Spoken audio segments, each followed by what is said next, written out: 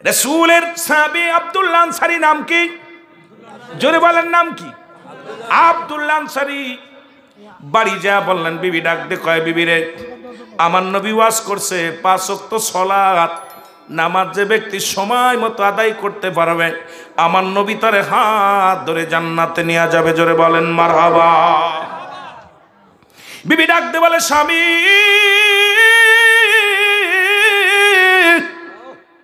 জীবনে আপনার কাছে দামি কাপড় চাই না, দামি পোশাক চাই না, দামি খাবার চাই না, আপনি আমাকে একটু সুযোগ করে দিবেন, আমিও যেন 5 ওয়াক্ত নামাজ সালাত সময় মতো আদায় করে নিতে পারি। জোরে জোরে চিল্লায় বলা যাবে না মারহাবা। আহা, কেমন স্ত্রী! আর আমাদের বউগুলো বলে, কে তো কই তো টাকা লাগবে, পয়সা লাগবে, এত টাকা ওয়াজ করে পাও, আমার অ্যাকাউন্ট করো। ঠিক কি না? আমার নামে অ্যাকাউন্ট করো। মুসলমান রাসূলুল্লাহ নামাজ শেষ করে মুসল্লিদের সঙ্গে ইমামের আন্ডারস্ট্যান্ডিং হয়ে যায়, প্রেম হয়ে যায়। আপনাদের মসজিদের ইমাম সাহেব একদিনের জায়গা 2 দিন যখন আপনাকে মসজিদে দেখবে না, মুসল্লিরে জিগাইবে, অমুক মুসল্লি কই? রাসূলুল্লাহ ঠিক একই অবস্থা। নবীজি ছিলেন ইমাম, মুসল্লি ছিল নবীর সাহাবীরা। নবীজি ডাক দিয়ে বলেন, আমি প্রতিদিন দেখি আনসারীরা আসতে, সালাম ফিরে আর দেখতে পাই না, আনসারী কোথায়? সাহাবীরা বলে, হুজুর নিশ্চিত দুনিয়ার কোনো প্রেমে পড়েছে, দুনিয়ার কোনো কাজে ব্যস্ত আছে। আল্লাহর নবী বলে, না, আমি নিজেই খবর নিব। কেমন নবী? কেমন নবীজি নিজেই খবর নিবে? এবার রাসূলুল্লাহ চলে গেলেন বাড়িতে, যে সালাম দিলেন, আসসালামু আলাইকুম আলাল বাইত। একবার নয়, দুবার নয়, 3 বার সালাম দিলেন। সালামের জবাব আসলেন না। নবীজি মনের ভিতরে একটু কষ্ট পেয়ে রওনা হয়ে গেলেন। পিছন থেকে সালাম দান সারে, ওয়ালাইকুম আসসালাম ইয়া রাসূলুল্লাহ, ওয়ালাইকুম আসসালাম ইয়া হাবিবাল্লাহ, ওয়ালাইকুম আসসালাম ইয়া রাহমাতাল লিল আলামিন। আল্লাহর নবী ডাক দিয়ে বলে, আনসারী রে, আমি 3 বার, আলহামদুলিল্লাহ 3 বার সালাম দিলাম, তুমি 3 বার সালামের জবাব দিলা না। এখন 3 বারই সালামের জবাব দিলা, তার মানে আর বুঝতে বাকি নাই তুমি সালাম শুনেছিলে, উত্তর দাও নাই। আনসারী বলে, ইয়া রাসূলুল্লাহ ইয়া হাবিবাল্লাহ, কেন উত্তর দিই নাই? সালামের উত্তর আমি কেন দিই নাই? কেনর জবাব আমি দিতে পারবো না? আল্লাহর নবী ডাকতে বলে, আনসারী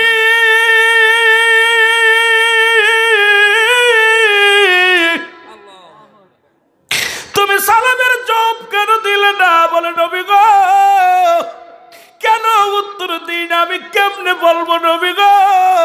যদি একটু আমার বাড়িতে যাইতেন নবী গো,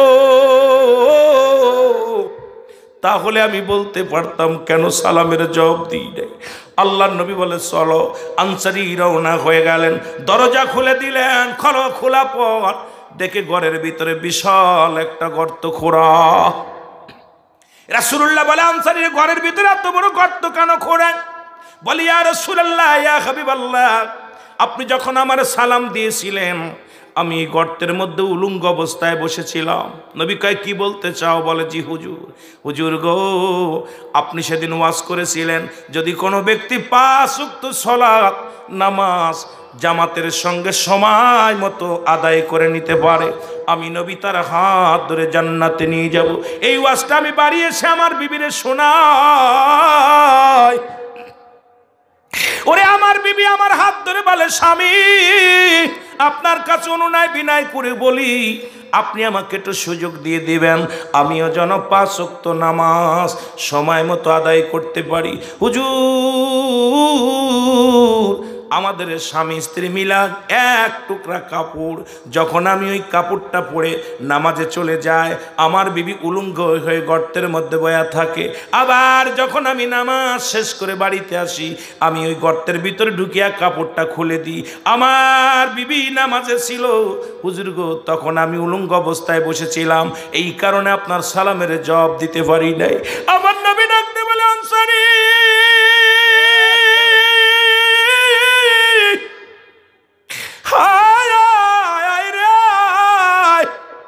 আমি নবী কথা দিলাম, কিয়ামতের ময়দানে আমি নবী তোদের হাত ধরে স্বামী স্ত্রী দুজনকেই জান্নাতে নিয়ে যাব। জোরে জোরে চিল্লায় বলা যাবে না সুবহানাল্লাহ। রে আমরা গুনাহগার গো নবী, আমরা গুনাহগারে বলো আমরা গুনাহগারে ও নবী গো আমরা। এর সালাতু সালাম জানাই, সালাতু সালাম জানাই আপনার পরে ও নবী গো, ও নবী ও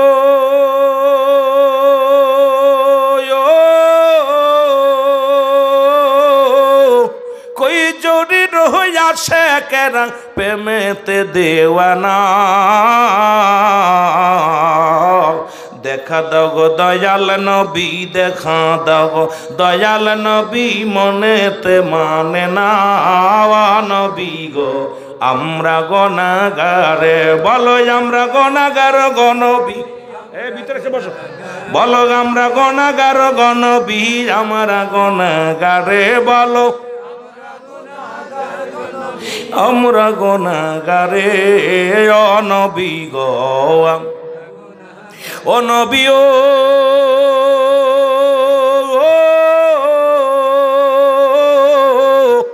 মদিনাতে আছেন আপনি পাগল বানায়া, এই আশিকে কান্দি বসে বাংলাতে বসিয়া নবী গো। আরো জোরে বলেন আমরা গুনাহগার গো নবী, আমরা গুনাহগারে বলো আমরা গুনাহগারে ও নবী গো। এ দুনিয়ার মুসলমান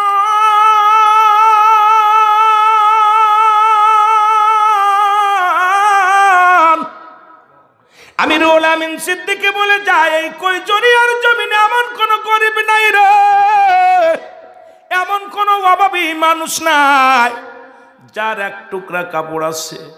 ওরে বাজান, যে ভিক্ষা করে খায় তারও 4-5 টুকরা কাপড় আছে, তারপরেও যদি নামাজ না পড়ি কেমনে রব্বে কারিম আমারে ক্ষমা করব? ও মুসলমান, আমার বড্ড কষ্ট হয় তখনই রে বাবা। আজকে কোনো দরিদ্র এমন দরিদ্র নাই যার এক টুকরা কাপড় আছে, এরপরও আজান দিলে মসজিদে মুসল্লি নাই। এরে মুসলমান, নিজেই পাগলও তো বোঝে নিজের মঙ্গল, যে কোনো মুহূর্তে দুনিয়া থেকে চলে যেতে পারি। ও মুসলমান শুনে নাও, এর এই জন্যে বলতেছি, আল্লামা মুফতি আমজাদ আলী সাহেব একটা কিতাব লিখলো, কিতাবের নাম বারে শরিয়াত। ও যুবক ভাইরা, এর মৃত্যুর যন্ত্রণার কথা বলতে যে বারবার মনে পড়ে যায় বলে বলি। এর বলে 70টা তাজা উটের গায়ের চামড়া জবাই না করিয়া উল্টো দিকে টান দিয়া লবণ আর মরিচ লাগায় দিলে যতটুকু যন্ত্রণা হয়, এর চাইতে 70 গুণ যন্ত্রণা হলো একটা সাধারণ মৃত্যু। এখন যারা মরণকালে পায়খানা করে দেয়, অনেকেই মরণকালে প্রস্রাব করে দেয়, অনেকেই মরণকালে জিহ্বাটা বড় হয়ে যায়, অনেকের মরণকালে চোখ দুটি বড় বড় হয়ে যায়। আল্লাহ, আজকে সব ছেড়ে দিলাম, কিন্তু কবরে যাইতে হবে। আমি বলি মুসলমান, কার জন্য তুমি সুদ খাও, কার জন্য তুমি ঘুষ খাও, কার জন্য জিনা করো, কার জন্য ব্যভিচার করো, কার জন্য দুনিয়ার মানুষে ঠগাও? এই দুনিয়ার সম্পদ খাবে লোকে, তোমার দেহ খাবে পোকে। এই চিন্তা যদি তোমার ভিতরে না থাকে রে মুসলমান, এই চিন্তাধারা যদি আপনার ভিতরে না থাকে, আপনি কেমন মুসলমান? যেই দুনিয়ার যাদের জন্য তুমি কামাইলা, কেউ তো তোমার নয়, একমাত্র দরদি বান্ধব হবে রাহমাতাল লিল আলামিন। জোরে জোরে চিল্লায় বলা যাবে না মারহাবা। এই জন্য নবী কয় আফাতি খায়রুল লাকুম, আল্লাহর নবী ডাকতে কয় উম্মতিরা রে, আমি নবী দুনিয়া থেকে বিদায় নিলাম, এটা উম্মতের কল্যাণের জন্য গো। মারহাবা বলেন, মারহাবা। কি একটা মজার বিষয়, নবী যে আসছে উম্মতের জন্য, বিদায় নিছে নবী উম্মতের জন্য। আমার দেশের অসংখ্য মুনাফিকেরা কয় নবী মরে গেছে। এই বেড়া ব্যাককল ম্যাডাম বোন, কেমনে মরছে? নবীজি বলতেছেন ওয়াফাতি খায়রুল লাকুম ওয়া মামায়াতি খায়রুল লাকুম, আমার ওয়াফাতটা আলেম নবী বলতেছে আমার ওয়াফাতটা আমার উম্মতের জন্য কল্যাণকারক। সুবহানাল্লাহ বলেন। কারণ পৃথিবী থেকে আমি নবী বিদায় নিছি আমার উম্মতের জন্য। কার জন্য? জোরে বলেন কার জন্য? উম্মতের জন্য। নবী বলতেছে আমার উম্মতিরা শোনো, যখন কোনো উম্মাত ভালো কর্ম করে আমি নবী উম্মাতের হয়ে প্রশংসা করি আল্লাহর দরবারে। আল্লাহ ওই কৈজরির জমিনে অকেডা জনাব আলহাজ জনাব মোহাম্মদ মোল্লা গোলাম মহিউদ্দিন সাহেব ভালো একটা কাজ করেছে, আল্লাহ তুমি তারে আল্লাহ তার জন্য আমি প্রশংসা করি, ভালো কাজ করেছে। আল্লাহ আব্দুল সত্তার সাহেব বালক সরকার সাহেব ভালো কাজ করেছে, আল্লাহ দয়া করে মায়া করে মহিউদ্দিন সাহেব ভালো কাজ করেছে, আল্লাহ শাহজাহান মিয়া ভালো কাজ করেছে, প্রশংসা করে আমার নবী আল্লাহর দরবারে। আবার যদি গুনাহের কাজ করে সঙ্গে সঙ্গে আল্লাহ বলে আল্লাহ মহসিন সাহেব একটা পাপ করেছে, বাতেন মেয়ে একটা পাপ করেছে, আল্লাহ দয়া করে বশিরুল ইসলাম সাহেব একটা পাপ করেছে, আল্লাহ আমি তার তরফ থেকে ইস্তেগফার করলাম, মাফ চাইতেছি, আল্লাহ ওরে মাফ করে দাও। এই পণ্ডিতেরা হন, ভুল করি আমি ক্ষমা চাই আমার নবী। আরে ভুল করে অন্যায় করে ছেলে মাফ চাই বাবায়, অন্যায় করে গ্রামের ছেলে মাফ চাই চেয়ারম্যান মেম্বার যাইয়া, এমন নবীর উম্মত হয়েছি। আমি ভুল করি আপনি ভুল করেন, আমার নবী আপনার আমার জন্য প্রার্থনা করে, এই নবীর পক্ষে থাকার দরকার আছে কি না? আরো জোরে বলে আছে কি না? এরে আমার মনের জল্পনা কল্পনা নবী যাব আমি সোনা, আরো জোরে বলেন যাব আমি সোনার মদিনায়, বলো যাব আমি সোনার মদিনায়। এরে আমার মনের জল্পনা কল্পনা নবী যাব আমি সোনার মদিনায়। ভালো লাগে সঙ্গীত গাইলে? আমার কষ্ট হয়, সঙ্গীত গাইলে ওয়াজ করে মজা লাগে না। সঙ্গীত গাইলে যত শান গাই তত লস হয়, কারণ যত একবার ওয়াজ করলে বেশি মজা লাগে। আর এই সঙ্গীতের মধ্যে গেলে মনে করেন আমরা ফাঁকিদ না বাবা, তাও না, সঙ্গীত গাইতে গেলে একটা স্কেল নষ্ট হয়ে যায়। যখন এক ওয়াজ স্কেলে যাইতেছে আবার নষ্ট হয়ে যায়, স্কেল ধরা কঠিন ব্যাপার হয়ে যায়। বলেন যাব আমি সোনার মদিনায়, বলো যাব আমি সোনার মদিনায়। ওরে আমার মনের জল্পনা কল্পনা নবী যাব আমি সোনার মদিনায়। নবীজিকে ভালোবাসি মনটাই আমার অনেক খুশি, নবীজিকে ভালোবাসি মনটাই আমার অনেক খুশি। ওরে নবীজিকে ভালোবেসে তৃপ্তি মেটে না, বলো নবীজিকে ভালোবেসে তৃপ্তি মেটে না গো, যাব আমি সোনার মদিনা। জোরে জোরে বলেন যাব আমি সোনার। এরে আমার মনের জল্পনা কল্পনা নবী যাব আমি সোনার মদিনা। এর নবীর প্রেমে এত জাদু ডাকিলে মনে হয় মধু, নবীর প্রেমে এত জাদু ডাকিলে মনে হয়। আরে এই মধু কোথাও মেলে না, বলো এই মধু কোথাও মেলে না গো, যাব আমি সোনার। এরে যাব আমি সোনার মদিনায়, বলো যাব আমি সোনার মদিনায়। এরে আমার মনের জল্পনা কল্পনা নবী যাব আমি সোনার মদিনায়। কৈজরি বাসির যত গোনা মাফ করে দাও মাবুদ আল্লাহ, কৈজরি বাসির যত গোনা মাফ করে দাও মাবুদ আল্লাহ, মাফ করে দাও মাহফিলের ওসিলায়, বলো মাফ করে দাও মাহফিলের ওসিলায় গো, যাব আমি সোনার মদিনায়। ওয়া মা আরসালনাকা ইল্লা রাহমাতাল লিল আলামিন। নবী হলে রাহমাতাল লিল আলামিন, আল্লাহ হলে রব্বুল আলামিন। নবী যদি খুশি হয়ে যায় আল্লাহ খুশি হয়ে যাবে, এর মধ্যে কোনো সন্দেহ নাই। জোরে বলেন ঠিক কিনা? আর একটু জোরে বলেন ঠিক কিনা?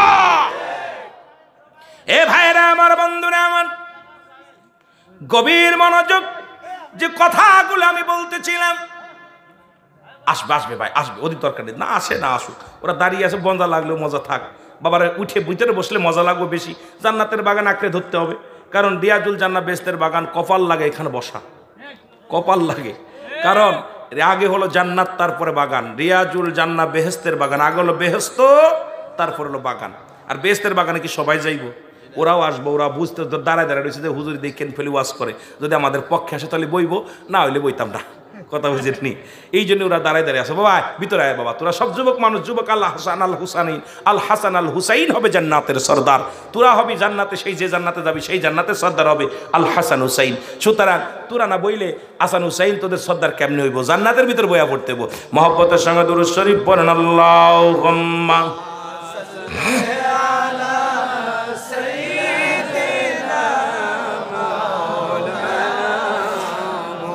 এ ভাইয়েরা আমার, বন্ধুরা, নবীর প্রেমের একটা কথা আমি বলে শেষ করবো আলোচনা। বাগদাদ নগরের নাম হলো জুনাইদ বাগদাদি, যিনি ছিল তৎকালীন জামানার কুস্তিবীর। কেমন এসকে ছিল নবীর আহলে বায়াতদেরকে ভালোবাসার কারণে আল্লাহ তার ওলি বানায়া দিছিল। আল্লাহর মুসলমান নবীর ভালোবাসার কারণে, নবীর বংশের লোকদেরকে সম্মান করার কারণে আল্লাহ রাব্বুল আলামিন তাকে তৎকালীন জামানায় বাগদাদ নগরের ভিতরে কামেলে মুকাম্মেল বানায়া দিয়েছিল। জোরে বলেন মারহাবা। এই জুনায়েদ ছিল তৎকালীন জামানায় কুস্তিবীর, এমন কুস্তি খেলোয়াড় তাকে পরাজয় করার মতো তৎকালীন জামানায় কোনো বীর ছিল না, কোনো কুস্তি খেলোয়াড় ছিল না। ও নবীর আশিকেরা, যারা নবীর প্রেমে দেওয়ানা হয়ে বসেছেন, শুধু বোঝানোর জন্য কথাটা বলে যাই। আমার বাবারা আমার, তৎকালীন জামানার মধ্যে ওনার সঙ্গে কেউ কুস্তি খেলে পারতেন না, কিন্তু একটা সময় হলো বিশাল মক্কা মদিনার বুকে দুর্যোগ শুরু হয়ে গেল। ভাইয়েরা আমার, দুর্যোগ শুরু হয়ে গেল। এই দুর্যোগের মধ্যে অভাব-অনাটন দেখা দিল। মদিনার মানুষের অনাহারে শস্যের অভাব-অনাটন দেখা দিল। মুসলমান তখন তৎকালীন জামানায় রাসূলের একজন আশেক, নবীর বংশের একজন লোক, উনি চলে আসলেন, বাগদাদ নগরে চলে আসলেন। আসার পর শুনতে পাইলেন ওখানে একজন কুস্তিবীর, তাকে যদি তার সঙ্গে কুস্তি খেলে যে জিতবে তাকে মোটা অঙ্কের পুরস্কার দেওয়া হবে। এই কথা শুনিয়া উনি সঙ্গে সঙ্গে রাজি হয়ে গেলেন, আমি কুস্তি ধরব, ওই লোকের সঙ্গে কুস্তি ধরব। লোকটার গায়ের মধ্যে বল নাই, দাড়িওয়ালা, টুপিওয়ালা, একদম ক্লান্ত মানুষ, একটা জীর্ণ শীর্ণ মানুষ। এই মানুষটা জুনায়েদের সঙ্গে কুস্তি খেলার জন্য রাজি হয়ে গেছে। জোরে জোরে চিল্লায় বলো আল্লাহু আকবার। আমার ভাইয়েরা আমার, বন্ধুরা আমার, এবার যখন জুনায়েদের সামনে আনা হলো, জুনায়েদ দেখে চিন্তা করে এই লোকটার লাগে কি কুস্তি খেলবো, কারণ আমার এক বাহুর বল নাই যার গায়ের মধ্যে, আমার সঙ্গে পারবে না, কেন কুস্তি খেলতে এসেছে? এই লোকটা নিশ্চিত একটা ধাক্কা দিলি পড়ে মারা যাবে। এই লোকটা আসছে আমার সঙ্গে কুস্তি ধরার জন্যে। ডাক দে কয়, ভাই রে তুমি মরতে আসছো কেন? তুমি চলে যাও, আমার সঙ্গে কুস্তি খেলতে এসো না। ডাক দে কয়, জুনায়েদ রে আমি তোমার সঙ্গে কুস্তি খেলবো, যদি তোমার বাহুতে এত বল থাকে তাহলে লেগে দেখো কে জয় করে আর কে পরাজয় করে। একটু আমার সঙ্গে কুস্তি খেলো, তুমি আমাকে দেখে অবহেলা করতে পারো না। তোমার সঙ্গে কুস্তি হবে, যদি আমি জিতি তাহলে জুনায়েদ, তাহলে তো ভালো, হারলেও ভালো, তোমার সঙ্গে আমি কুস্তি ধরতে চাই। কুস্তির ময়দান শুরু হয়ে গেল, হাজার হাজার লোকজন আসলেন। জুনায়েদ বাগদাদি আজকে কুস্তি খেলবে, এই কুস্তির জন্য সব লোকজন চলে আসে দেখার জন্যে। জুনায়েদ যখন মাঠে নেফারি আসলেন, যখন বাঁশি দিবে, বাঁশি দেওয়ার আগে জুনায়েদকে ডাকতে বলে, জুনায়েদ, ওই আল্লাহর নবীর আশেক, ডাকতে বলে, জুনায়েদ রে আমি তোমার সঙ্গে কিছু কানে কানে কথা বলতে চাই, যদি আমাকে একটু সুযোগ দিতে, হয়তো আর 2-1 মিনিট পরেই তো কুস্তি শুরু হয়ে যাবে। এই কুস্তি খেলার আগে তোমার সাথে আমি একটু কথা বলতে চাই। জোরে বলেন মারহাবা। এ আমার ভাইয়েরা আমার, বন্ধুরা আমার, জুনায়েদ কান্ডা গাইলেন। আগানোর পর ওই দাড়িওয়ালা টুপিওয়ালা ডাকতে বলে, জুনায়েদ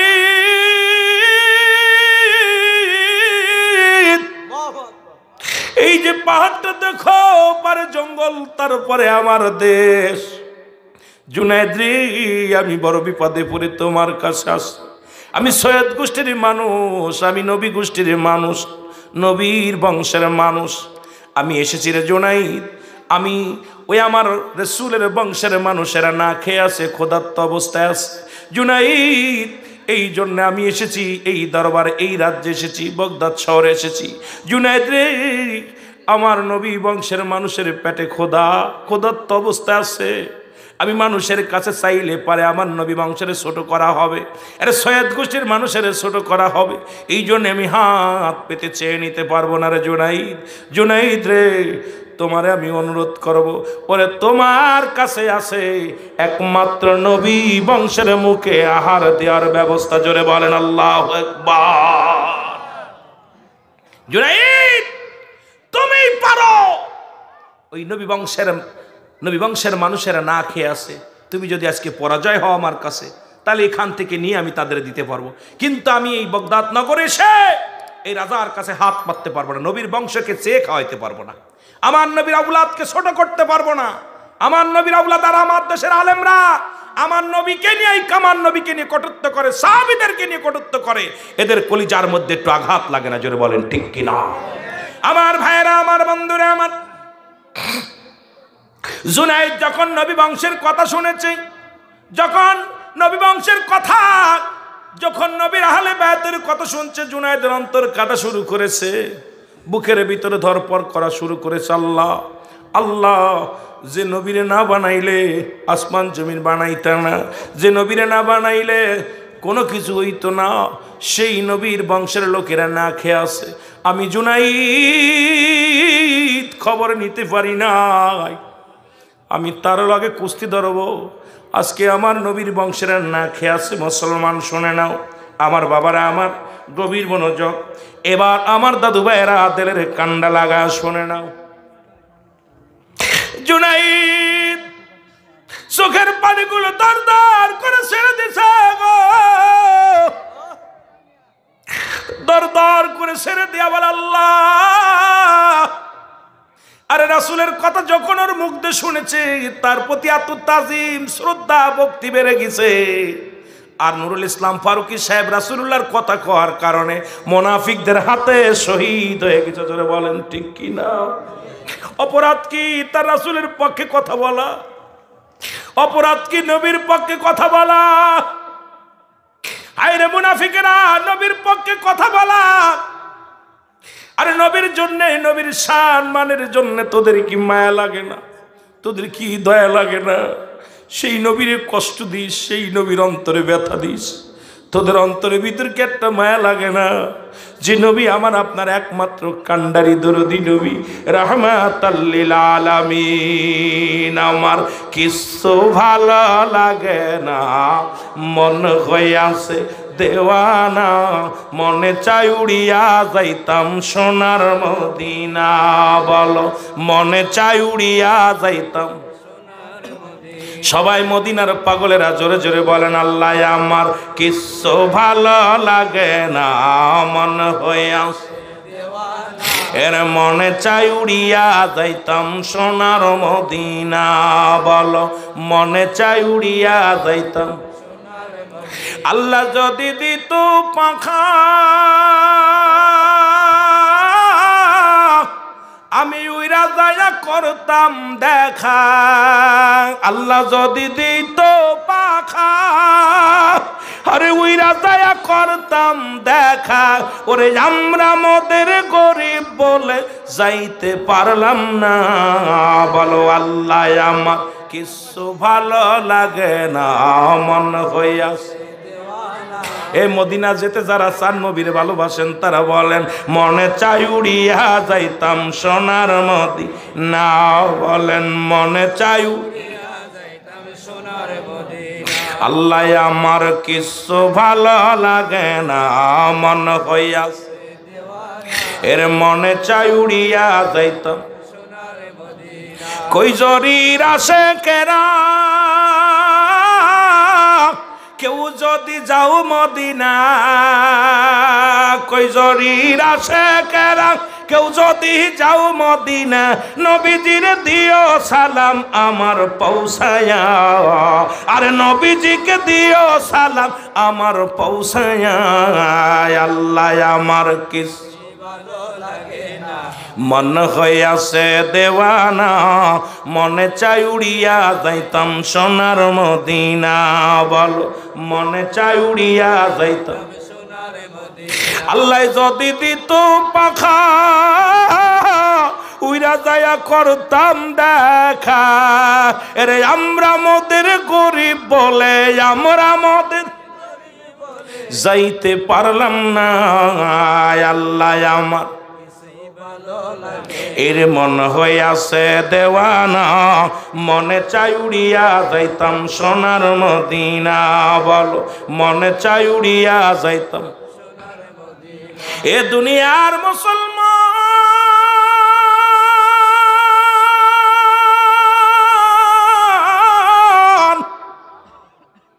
জুনাইদের অন্তর কাঁদে নবীর নাম শোনা গো। কুস্তি খেলা শুরু হয়ে যাবে। নেফরি মাঠে আসলেন, দুজন দু পাশে দাঁড়ায় আছে। জুনাইদ এমন শক্তিমান মানুষ, এক জায়গায় দাঁড়ায় আছে। পাশে ওই লোকটা দাঁড়ায় আছে নবীর আশেক, নবী বংশের লোক, সৈয়দ গোষ্ঠীর লোক। একবার জুনাইদর মুখের দিকে তাকায়, আবার আসমানের দিকে তাকায়, একবার ওই আশেকের দিকে তাকায়, আবার আকাশের দিকে তাকায়। ডাক দে বলে রব্বি কারীম, আমি কার লগে কুস্তি ধরব? এই লোকটারে যদি জমিনের মধ্যে ফেলে দিই আমার নবী কষ্ট পাবে রে। এই লোকটারে তো জমিনের মধ্যে ফেলা যাবে না। আবার আমি যদি পরাজয় মানি ইজ্জত থাকবে না। এই বগদাদ নগরের মান সম্মান চলে যাবে। সবাই আমারে মুনাফিক বলবে, আমাকে ধোঁকাবাজ বলবে। এখন আমি এই লোকটা তো আমার এক নগের বল নাই, একটা আঙ্গুল দিয়া যদি ধাক্কা মারি লোকটা পড়ে যাবে। এই লোকটার কাছে আপনি কেমনে পরাজয় মানব? এবার কুস্তি শুরু হয়ে গেল দুজন বুকের মধ্যে। ওরে জুনাইদ নবীর আশিকরে বুকের মধ্যে নিয়ে চেপে ধরে ডাকতে বলে নবী গো, নবী গো। জুনাইদ একটা চিৎকার মেরে বলে ইয়া রাসূলুল্লাহ, নবী গো জীবনে তোমারে দেখি নাই নবী গো, তোমার আশিকের বুকের মধ্যে লাগাইলাম। রে আশিকের আমি বুকের মধ্যে লাগাইলাম। কিছুক্ষণ দুজন ধরে দাঁড়ায় রইলেন। এরপরে জুনাইদ একা একা জমিনের মধ্যে পড়ে গেল। লোকজন আশ্চর্য হয়ে গেলেন, জুনাইদ পড়ে গেছে। জুনাইদের বুকের পরে উঠিয়া আশিকের রাসূল মুসলমান শোনে নাও, উনি এইবার বুকের পরে উঠিয়া উল্লাস শুরু করছে, বিজয় উল্লাস। আবার দ্বিতীয়বার বুকের মধ্যে একই রকম, তৃতীয়বার একই রকম। এবার মুসলমান শোনে নাও, জুনাইদ পরাজয় মানছে রে। আর নবীর বংশের লোক জয় লাভ করেছে। পুরস্কার নিয়ে যখন হাতের মধ্যে দিছে, জুনাইদ এক কন্যারে দাঁড়ায় আছে, চোখের পানি দর দর করে জমিনের মধ্যে পড়ে। মানুষ গালি দেয়, বগদাদ নগরের মানুষগুলো গালাগালি শুরু করলেন, কত লোক নিন্দা শুরু করলেন জুনাইদ রে। বগদাদ নগরের শান নষ্ট হয়ে গেল, বগদাদ নগরের মান সম্মান সব চলে গেল। তুমি একজন সাধারণ মানুষের কাছে তুমি পরাজয় মানলে। জুনাইদ নীরবতা পালন করে কোনো কথার উত্তর দেয় না। জুনাইদ চলে গেলেন, গালি শুনিয়া বাড়িতে গেলেন। বাড়ি যায় মুসলমান নামাজ আদায় করিয়া, রে মুসলমান শোনো, নামাজ আদায় করিয়া দু চোখের পানি ছেড়ে ডাকতে বলে রব্বি কারীম, ও রব্বি করিম, আমার নবী বংশের লোকেরা না খেয়ে আসে রে আল্লাহ, আমি তাদের জন্য কিছুই করতে পারলাম না। আজকে তোমার সম্মানে নবী গো, তোমার ভালোবাসায়, তোমার আশেকের কাছে আমি পরাজয় মেনেছি, আমার কোনো দুঃখ নাই। তবে জীবনে আর কোনোদিন আমি কুস্তি খেলবো না, জীবনে আর এই বুকের মধ্যে কাউকে নিব না। যে গায়ের মধ্যে বুকের মধ্যে তোমার আশেকের রাসূলটা আমি বুকে জড়াইছি, এই বুকের মধ্যে আর দুনিয়ায় কোনো কুস্তি বীরের সঙ্গে আমি কুস্তি লড়ব না। আল্লাহ, তোমার বংশের লোকের লাগে আমার দেহটা লাগছে, এই দেহর মধ্যে আর কোনো দেহ মেশবে না। রাত্রে শুয়ে আছে, নামাজ শেষ করে শুয়ে আছে, আল্লাহ নবী হাজির হয়ে গেছে ঘরের মধ্যে। মা যুবক রাহমাতুল লিল আলামিন, উনি ঘরের মধ্যে হাজির হয়ে ডাকতে বলেন, গমের ঘরে নবীজিকে স্বপ্নে দেখে জুনাইদ। ডাকতে বলে জুনাইদ, আমার বংশের মানুষ, আমার বংশের লোকদের সম্মান করার কারণে, আমার সৈয়দ গোষ্ঠীর লোকের সম্মান করার কারণে জুনাইদ রে, আমি নবী মদিনায় থাকতে পারি না, আমি নবী রওজায় থাকতে পারি না রে জুনাইদ, আমি নবী বাগদাদ নগরে তোমার ঘরের মধ্যে হাজির হয়ে গেছি। জোরে বলেন মারহাবা। রে আমরা গুনাহগার গো নবী, আমরা গুনাহগার বলো আমরা গুনাহগারে নবী গো। এ দুনিয়ার মুসলমান শুনে লাগো গো,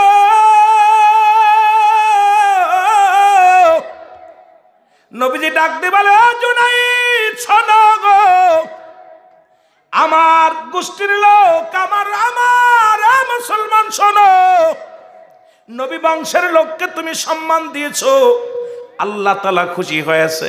খুশি হইয়া তোমার জান্নাতের ভিতরে দেখো বিশাল বালাখানা বানায় রাখছে। জুনাইদ গমের মধ্যে বালাখানাগুলো দেখলেন, সব তাকায় তাকায় দেখলেন। এবার মুসলমান দেখিয়া জুনাইদ বড় খুশি হয়ে গেলেন। জুনাইদকে ডাক দেন, নবীজি বলেন জুনাইদ রে, শুধু রব্বে কারিম খুশি হয় না, আমি খুশি হয়ে তোমার বাড়িতে আসছি, তোমার ঘরে আসছি। শুনে না আমার আল্লাহ তোমার উপরে এত রাজি, এত খুশি হয়েছে।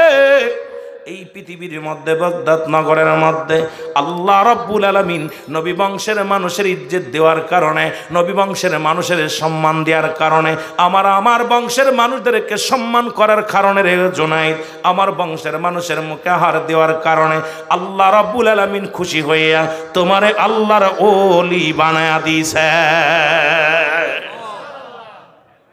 তৎকালীন জামানায় জুনাইদ বাগদাদি ছিলেন একজন কুস্তিবীর, কুস্তিয়ান। আল্লাহ রাব্বুল আলামিন এমন ইজ্জত তাকে দিয়েছে খালি রাসূলকে সম্মান করার কারণে। আমার রাসূলের নাম শোনা পর আর সেই নবীকে যারা গালি দেয় যে নবী মূর্খ, আমার নবী নিরক্ষর, আমার নবী এটা, আমার নবী ওটা, তখন তাদের কত কঠিন আযাব দিবে আল্লাহ মনে রাখবেন। শুধু নবী বংশের মানুষের ইজ্জত করার কারণে আল্লাহ রাব্বুল আলামিন তৎকালীন জামানায় আমার বাবারা জুনাইদ বাগদাদিকে আল্লাহ তার ওলি বানায় দিয়েছে। আল্লাহ বলে আলা সাবধান, না নিশ্চয়। এখন আমার দেশের বাবারা শুনে নাও, কুরআনুল কারীমের মধ্যে সূরা ইউনূসের মধ্যে 11 নম্বর পারা 62 নম্বর আয়াত আল্লাহ নিজেই ঘোষণা করে আলা সাবধান, নামাজের গালা নাই, হজের গালা নাই, যাকাতের গালা নাই।